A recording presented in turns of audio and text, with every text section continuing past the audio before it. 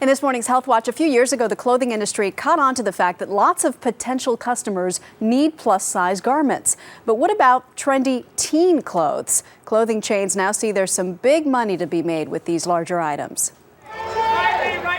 The images are everywhere. Being thin is still very much in. That makes shopping difficult for teens like Gabriela Torrealba. It's always like you find this really cute top and it's small, extra small, extra small, and you're just like, okay, is there something wrong with me?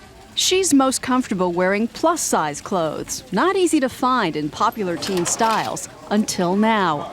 Target and Forever 21 are now offering plus-size clothing directed at teens, clothes in sizes as high as 30. It's just great that they have a lot of cute clothes for people that are not like size 2. But critics say the bigger clothing encourages and even promotes obesity. The rate of obesity in teens has more than tripled. The stores say they're just responding to repeated requests from customers. People come in different sizes and we all deserve to have cute clothes. That enthusiasm could translate into big business at a time when downsizing, not upsizing, is in. Joining us now are two women on opposite sides of the fence on this issue. Body image coach and supermodel Emmy, and Mimi Roth, president and founder of National Action Against Obesity. Good morning to you both. Good morning, Maggie. Let me begin with you, Emmy. Do you think it's a good idea that Target and Forever 21 are now coming up with these plus-size clothes for teens? I think it's wonderful. I know that Hot Topic Torrid has been doing it, and it's great to see Target get into the game as well as Forever 21. I think every single child deserves the right to get into great fitting clothes and let it be cool. Let it be cool so that their self-esteem can get a step up. Do you disagree with that, Mimi? We're talking about a 40% growth market. I think that Target and Forever 21 are very smart business people to address that market. But we as a society, we as parents have failed, that we're providing a generation of children who need to shop in the fat section. A size 30 is a teenager with a 51-inch waist.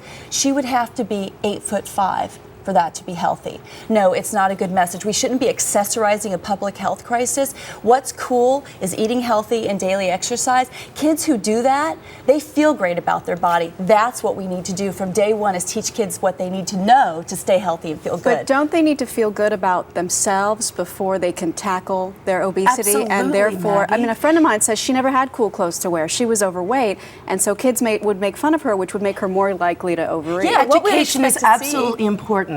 Absolutely important for the parents to be able to learn about nutrition, learn more about exercise, and to be able to make whatever body shape you have. There's 3 different body shapes: ectomorph, tall and angular; mesomorph, more muscular and more athletic; and then the third is endomorphic. Now you can't change, and that's more round and curvy. You cannot change your body type, but you can make your body shape the best that it can be. And that's right, and there's no such thing as a body type called obesity.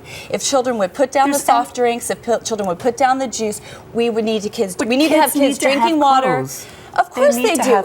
We would expect a bell curve distribution, a few overweight, a few underweight. If people were feeding their children appropriately, we would have everyone in a pretty much healthy medium and a few on each extreme. That's not what we're seeing. Parents are feeding their kids soft drinks and juice. Parents are feeding their kids fried food. You talk to kids about their hopes and dreams. But you don't want to take clothes away where they can't go to school. This isn't about fashion, it's about food. Of course, everyone deserves something to wear. With your 8-year-old daughter, you don't want her to not have clothes to go to school. I want my daughter to know how to eat so she can be healthy and strong. There's not one child in this country who wants to be fat, not one. We owe them the information they need so they can succeed and have the life and dreams that they want. All right, we have to leave it there. I know we could talk about this for hours. Mimi, Emmy, thank you both for your opinions and your time.